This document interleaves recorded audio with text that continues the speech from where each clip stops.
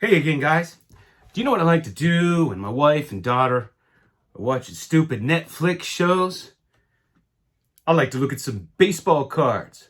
Hey, let me ask you guys a question, especially those of you around my age. When did Netflix turn into Skinamax? My God, those shows. It's like soft porn. What happened in this country?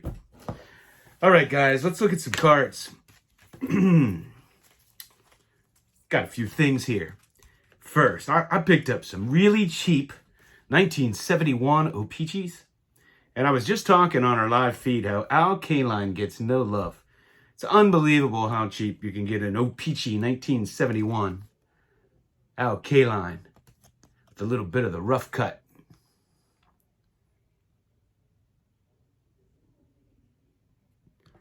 And I got this great home run leaders with Johnny Bench at the top.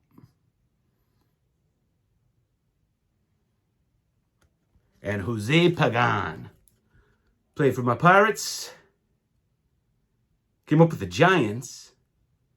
Played on the 71 World Series team that won the World Series. Had a pretty good game. Pretty good series, I think. I got this post-serial Al Kaline.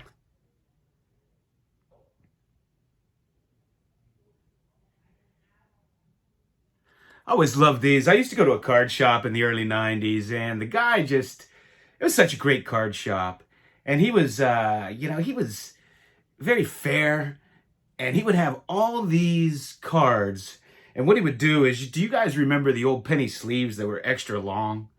And I used to have a bunch of them, and the sleeve would actually be sticking out of the top loader.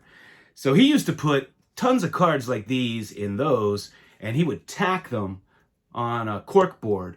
He had cork boards all around the store. And he would put them up there for like a quarter, 50 cents, 75 cents, a buck.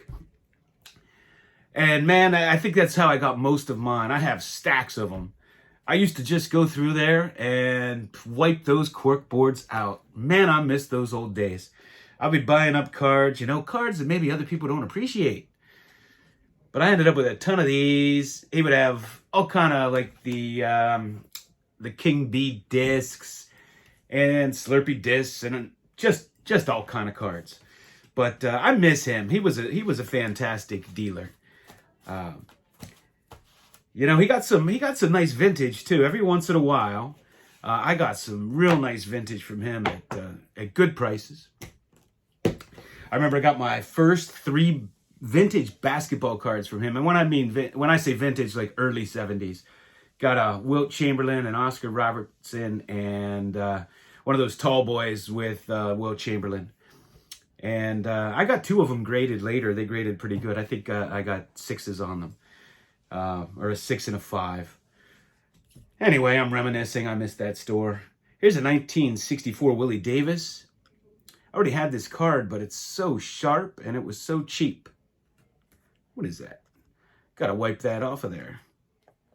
Oh, that's a flag in the background. I thought it was something on the card. And man, I'll buy these all day. I think I got this for like $10. And this is a Willie Davis 1971 Kellogg's in an 8. I will buy any of these you have, any player in an 8 for $10. The 1971, of course, are the toughest to find in top grade. And toughest to find, period. It was the only year, and I'm not really sure why, because in 1970 it wasn't this way, but 71 was the only year where you could only get them out of the cereal box. And that's why all the other years are easy to find in 9s and 10s, because you could send in for the complete set and they would come in mint condition. So this year you could only get them out of the box of cards, and they're much tougher to find in top grade. I know if you've ever shopped for a certain player, like I shopped for Clemente over the years, I finally got an 8. I finally got a real nice one, but most of them have cracks in them. This set is notorious for having cracks. And I got this Gale Sayers jersey patch.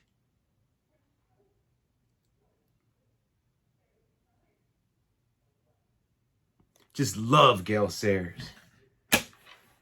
And I got this Marcano. And I guess the Pirates brought him up because he was in Atlanta. They wanted to bring somebody up to play short for one game.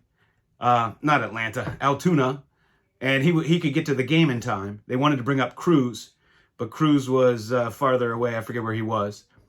And then, so then they sent him back and played Cruz. And Cruz just, he was the first guy to have 4 RBIs and a stolen base in his in a game as a rookie. I don't know if it was his debut, or I think it was his debut, since the 1920s.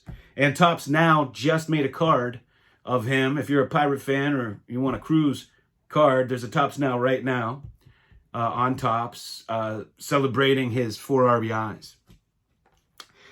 And let's see here. Somebody sent me these 85 cards. Who remembers these guys? Rafael Ramirez. Now, I will always remember him because I went to see Atlanta play the Pirates at Three Rivers Stadium, and he was warming up, and he threw a ball he threw a ball away that the first baseman couldn't get. It went into the stands and hit some woman in the head, and they had to attend to her. He went running over to check on her. He was very concerned, but I always remember that. And this guy, Gary Nolan. Now, he played for the Braves and then the Reds. I remember him playing for the Reds. I actually don't remember him playing for the Orioles, but in 1985, I was having a blast in high school. Wasn't paying much attention to much else. But I do remember him playing with the Reds. And you know what? You know what I can't stand? One of my little pet peeves are people that get graded cards and just, don't take care of them, don't sleeve them, and they get scratches and stuff on them. Did you ever, buy a lot of cards and you get all these SGC cases and they look like crap or all beat up or scratched? Well, I have this stuff, and if you guys ever need Slab Renew, and you rub this on here, this had a little scratch, and I got it all out. It looks nice and shiny again. But you rub this on here with the cloth, you rub that scratch out or clean the whole thing, and then you wipe it off with a nice soft cloth, something like this, and it shines them right up. I have used this so many times. I had a 1961 Brooks Robinson that had a major scratch, and it took it all out. I couldn't believe it. And I got one more thing, and man, I hope I don't damage this because I need to get a frame. I got another one of my 1968 Topps posters. You guys know I've been working on this set. And this, let's see, hope it's in good condition. I always hate to unfold these. You really should, if you have these, put them in a frame like I do. Because when you keep them folded over time, they'll get those little hole marks on the folds. These are very brittle posters. Very fragile.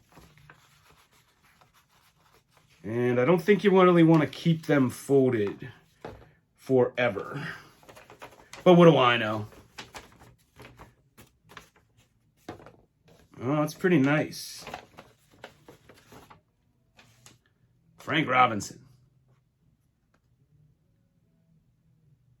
Got to get me to Michael's and get another frame.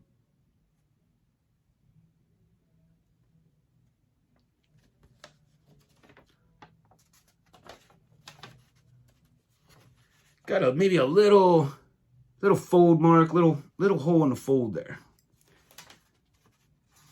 But that's routine with these when you keep them all folded up. These, in case you don't know, these came in their own packs, and this is a pack. Well, it's a wrapper, not a whole pack. 5 cents. Collect all 24 posters. Hang them in your room. That's why they're hard to find. I think there was only one in here. I believe. And it came with a stick of gum. Man, do I miss getting the gum, man. You open up that first pack, you put that gum in. Open up a few more packs. By then, that flavor's gone. You throw that out. You spit that out, and you put in a new one as you open up another one. And then you keep all that gum handy. Man, that's some good stuff. I miss the old days. I miss the old days when the only time you had porn on your TV was you had to go to Cinemax. Or we called it Skinamax. Now, it's just on every day. You know, I say the same thing about music. You know, in the old days, it was poetic. You had Luther Vandross. You had Freddie Jackson. Guys like that. And it was poetic. Now they just come out and say, I want to have sex with you. You know, there's no poetry to it. It's just raunch. And it's on top 40 radio. I don't know. All right. Getting a little off topic. All right, guys. Hey, thanks for watching.